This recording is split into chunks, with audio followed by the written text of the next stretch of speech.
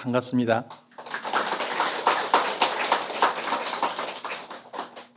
멀리서 왔습니다. 어제 광주에서 와서 인사동에서 하룻밤 머물고 서울 구경하고 왔어요.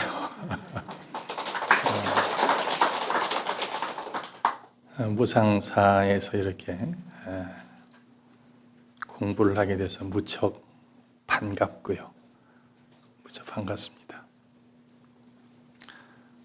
뭐 길지 않은 시간 동안 하는 이야기들이어서 무슨 이야기를 할까 어제 고민을 하다가 깨달음에 대한 주제로 좀 이야기를 하도록 하겠습니다.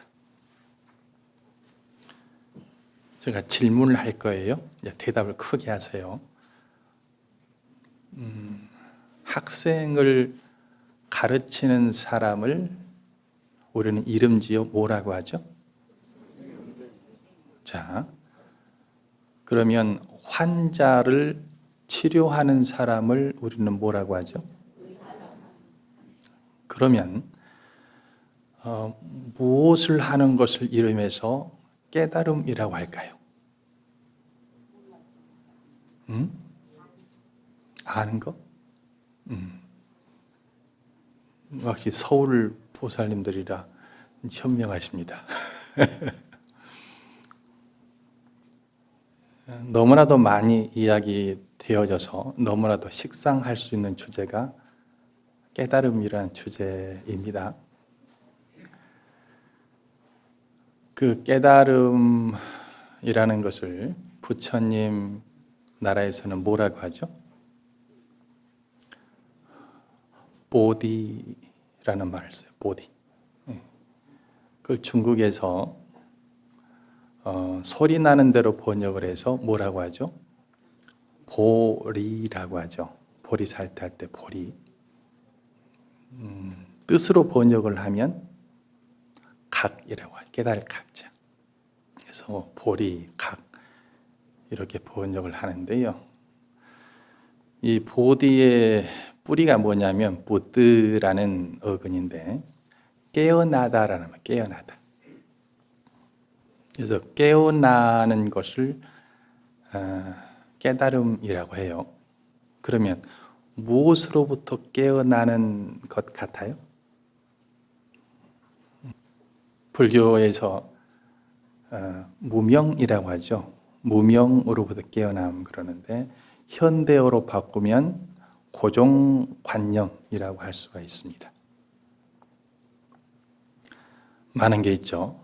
여러분들 어렸을 때 상처를 받으면 상처 받았을 때 생긴 고정관념이 생겨요. 갈등이 생기면 갈등 가졌을 때 이태원 참사에서 생존자들 입장에서는 그게 트라우마가 되잖아요. 그래서 군중은 무섭다라는 고정관념이 생겨버려요. 우리 인간들이 가지고 있는 시간 개념이 있고 박쥐의 시간 개념 다르겠죠. 수많은 고정관념으로 인간들이 살아온다는 거예요. 그래서 그 수많은 그런 또 시간과 공간 그런 것도 마찬가지. 그런 고정관념으로부터 깨어나는 것을 깨달음이라고 해요. 그래서 오늘은 대승기실론이라고 들어본 적 있죠? 그래서 대승기실론에서 온효 스님이라는 그런 천재 중에 천재인 스님이 이야기하는 깨달음의 7단계를 오늘 이야기할 거예요. 그래서 수행을 시작한 사람이 온전히 깨닫게 될 때까지의 7단계를 오늘 한번 곰곰이 사위해 보시고 내가 가야 할 수행의 길을 그림을 그려 보시기 바랍니다. 아시겠죠? 자, 첫 단계를 이야기할게요. 첫 단계는 내가 공부를 해야겠다라고 발심을 합니다. 그때가 처음이겠죠? 언제까지? 부처님의 가르침의 뜻을 열심히 공부를 해서 그 가르침의 이치를 알기 전까지 단계가 1단계입니다. 참선을 해서 연부를 해서 절을 해서 경전을 보아서 봉사활동을 해서 많은 수행을 통해서 뭘 하냐면 부처님이 뭘 말씀하셨는지 그 뜻을 알려고 하는 거예요. 만약에 부처님이 말씀한 그 뜻을 알려고 하지 않는 신행활동이 있다면 그건 그냥 취미활동이겠죠. 부처님이 말씀하신 그 뜻을 알려고 발심을 해서 그 뜻을 알기 전까지 그 단계가 1단계입니다. 최소한 여러분들은 그 1단계의 깨달음은 갖고 계시는 분들이죠. 여기 계신 분들은.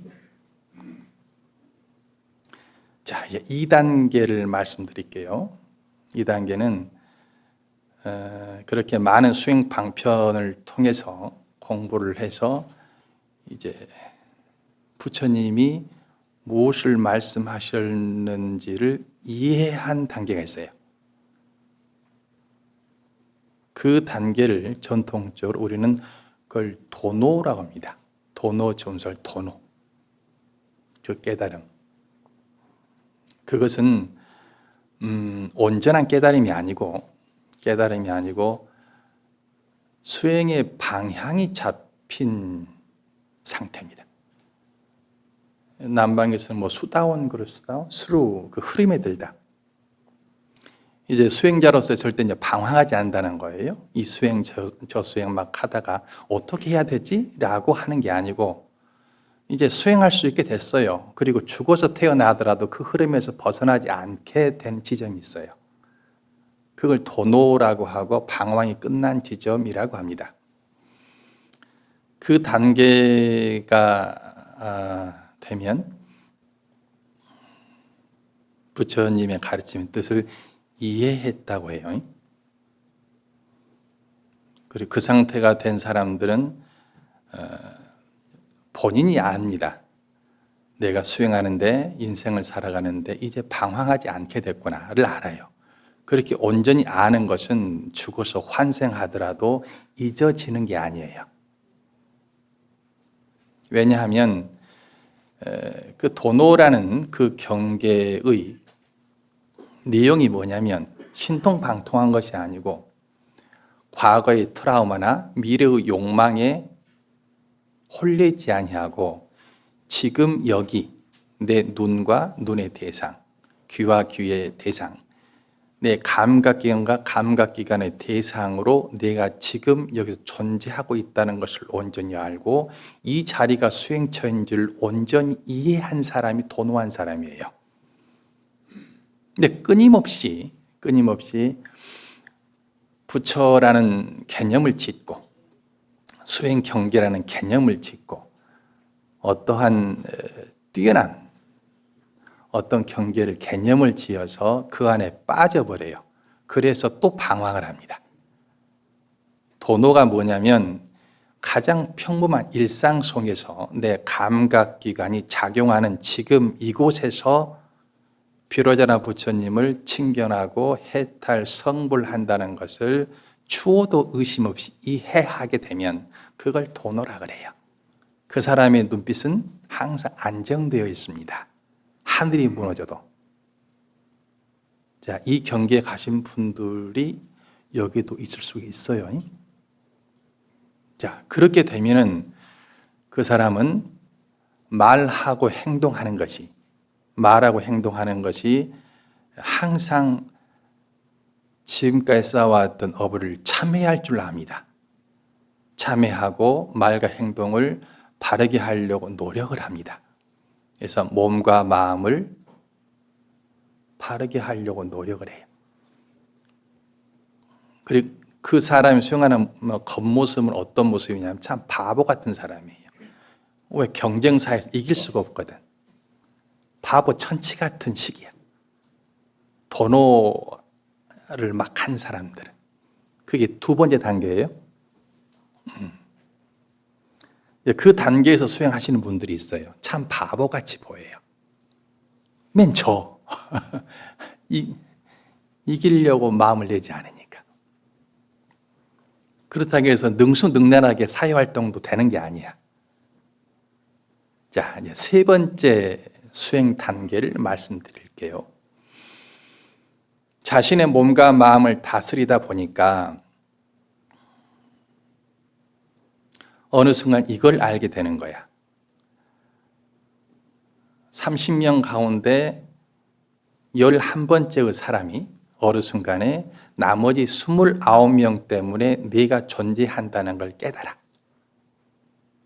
그런 것처럼 네 몸과 마음을 수행하다 보니까 네 몸과 마음을 수행하는 것이 나 아닌 것으로 이루어졌음을 알게 돼. 그래서 이제 내 몸과 마음을 수행을 한 그 에너지를 그대로 바깥으로 돌려요. 그래서 보살행을 하기 시작해.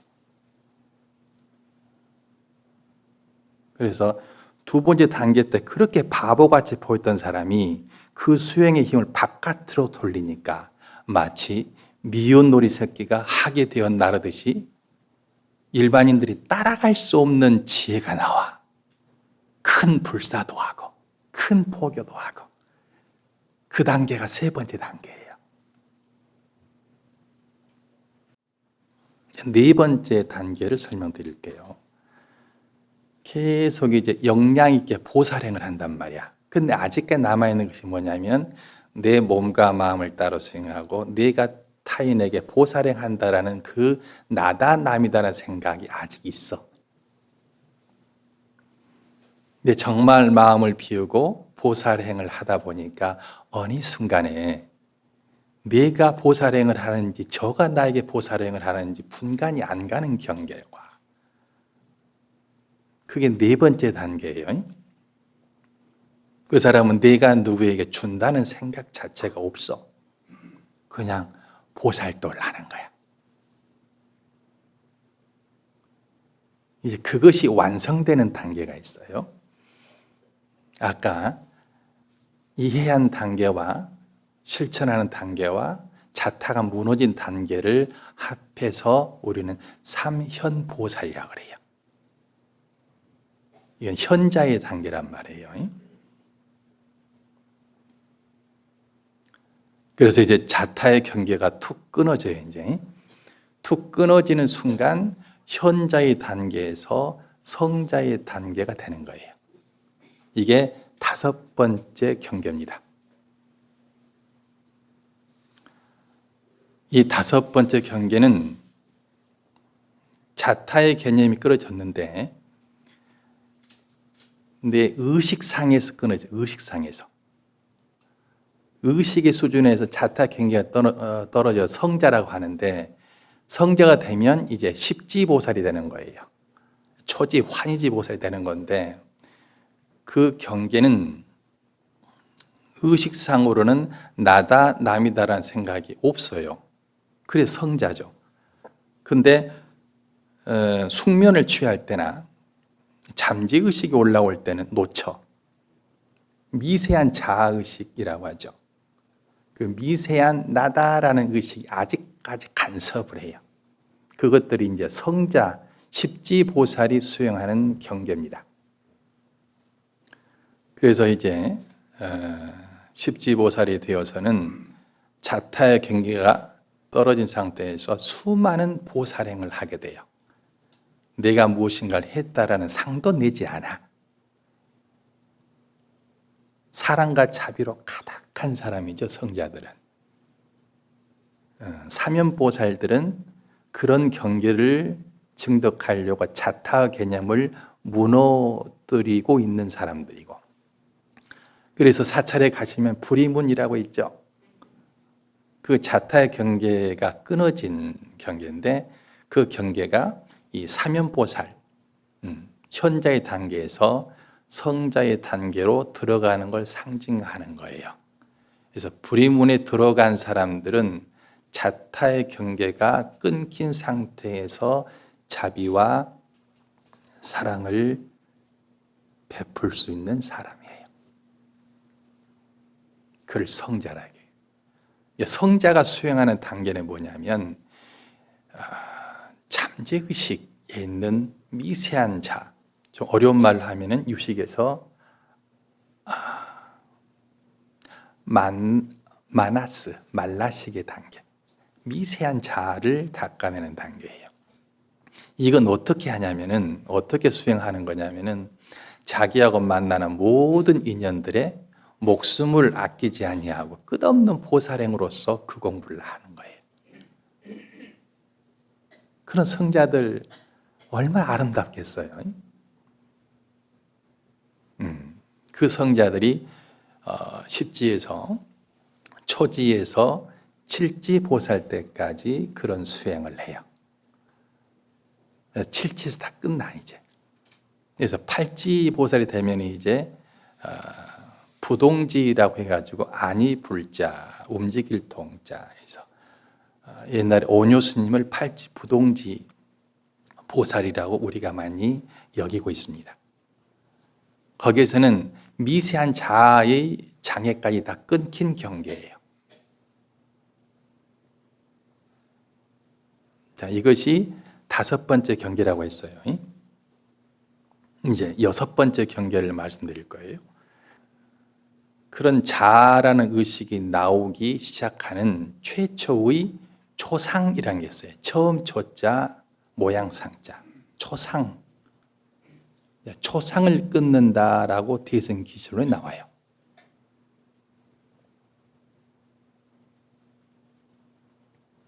이태원 참사에서 생존자들 입장에서는 트라우마가 생기잖아요. 그 트라우마가 처음 탁 일어나는 순간, 그것 때문에 무서워하는 자아가 생기거든요.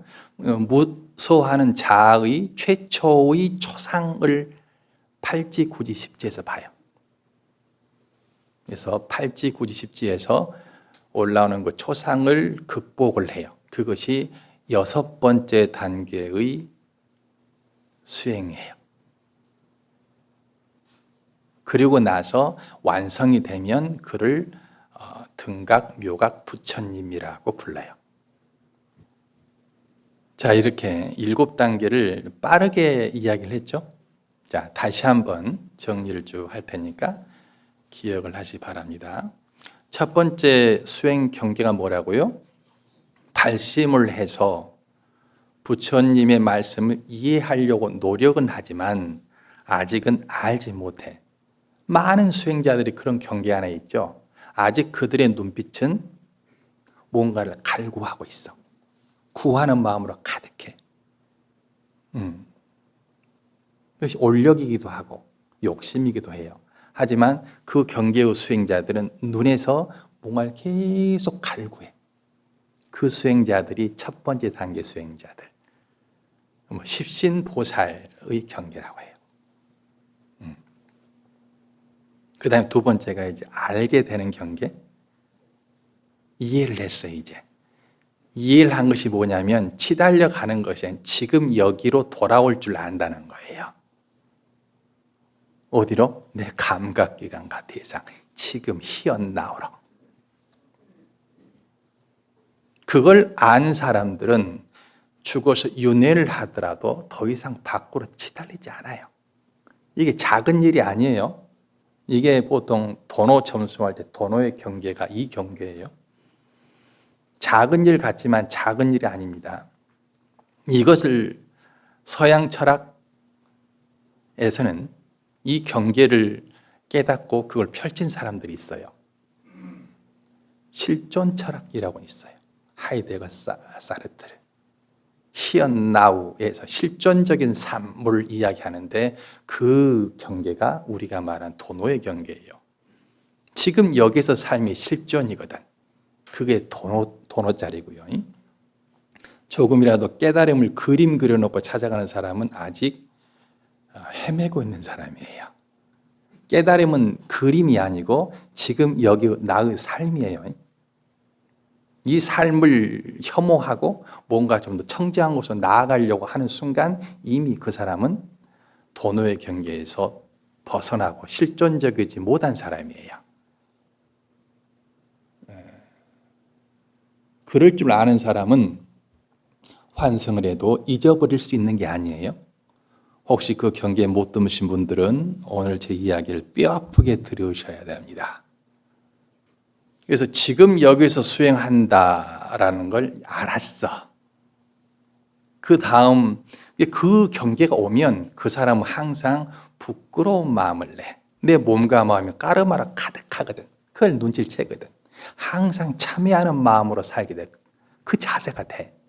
그리고 자신의 몸과 마음을 항상 바르게 하려고 노력을 하는 모습이야. 그리고 사회에서는 맨날 져. 뺏기고 져. 그런 모습을 하고 있으면 이제 십주보살 현자에 든 거예요. 그 수행 경계가 끝나면은 밖으로 활동할 수 있는 경계가 온다고 했죠. 그걸 십행보살이라고 그러는데 그 경계의 수행자들이 세 번째 단계예요.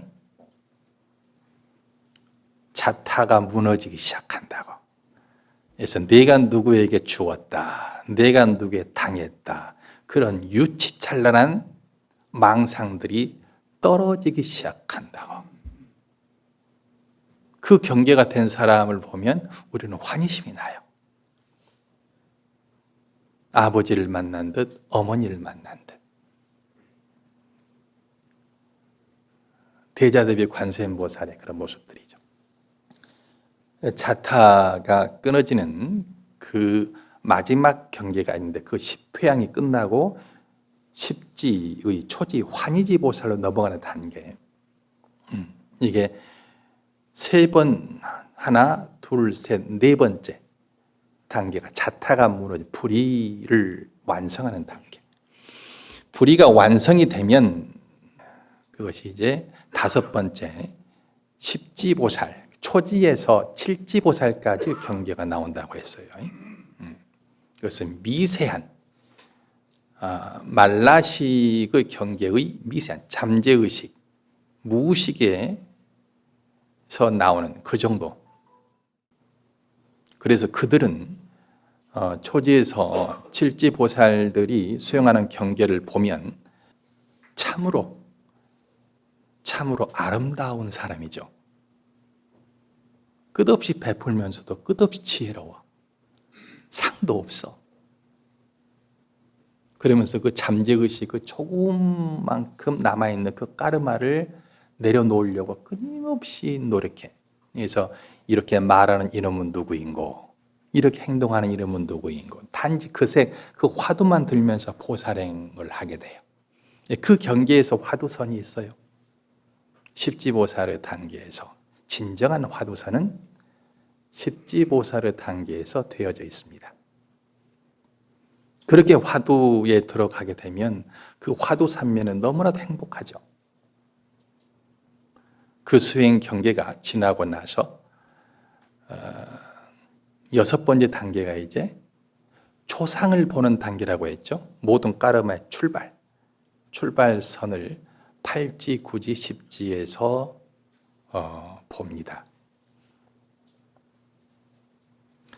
그것이 다 완성이 되면 이제 등각, 묘각 부처님인 일곱 번째 단계가 됩니다.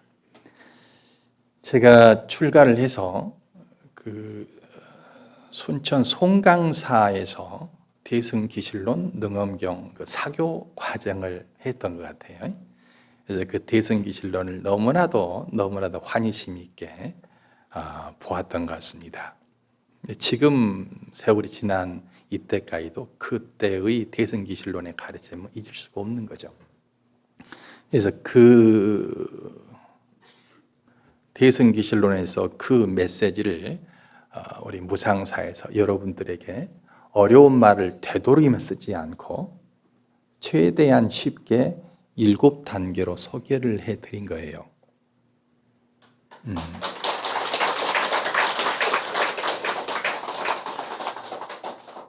오늘 이 본문을 들은 여러분들 인연으로 이렇게 말한 저도 일곱 단계를 성취한 사람이 물론 아니겠죠. 열심히 수행하고 있는 사람 한 명의 수행자죠. 그래서 이것은 불보살님이 그리고 오뇨스님이 마명보살님이 우리들에게 수행할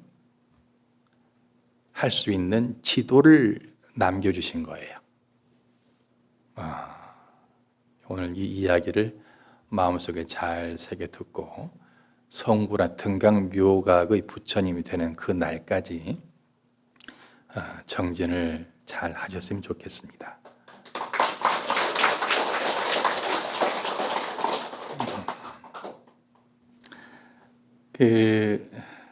방금도 이야기를 했듯이 절에 오는 것은, 수행을 하는 것은 주인공이 누구냐면 여러분 자신이죠.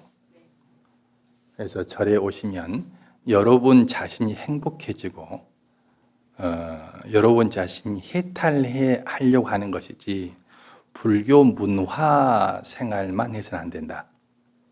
그리고 그런 해탈을 하려면 그 과정들이 부처님 경전이나 오늘 제가 이야기한 이런 것처럼 차근차근 다 경계가 있거든요. 경계들이 있으니까 이런 차근차근 수행을 하셔서 성불의 길로 잘 나아가시길 바라겠습니다. 자, 여기서 마치겠습니다.